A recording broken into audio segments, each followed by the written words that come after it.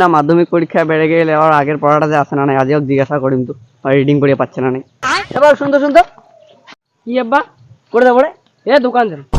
আরে তোর যে মাধ্যমিক পরীক্ষার রেজাল্ট বেড়ে তোর কি আগের রিডিং পড়া আছে মুই তো কাজে এখান পড়া দিন পড়িস তো তুই আজ কেমন পড়িস ঠিক আছে তুই বলে এখন পোড়া দে মু তোর মুখে রাখো